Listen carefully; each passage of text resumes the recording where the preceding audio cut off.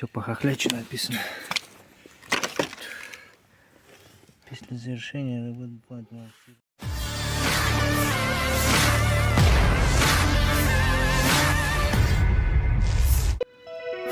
Вот такое, видимо. Наши ПВО посадили, не знаю, что это.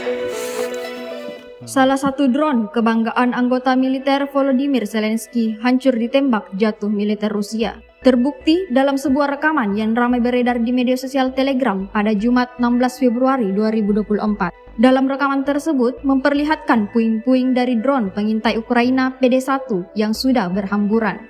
Diketahui hal itu terjadi karena ditembak jatuh oleh militer Rusia di wilayah Yuzhno-Donetsk. Untuk kesekian kalinya, insiden ini menambah daftar panjang kerugian yang diperoleh pasukan Kiev. Sampai saat ini, belum ada tanggapan resmi dari Volodymyr Zelensky. Video ini viral dan menuai beragam komentar dari warganet.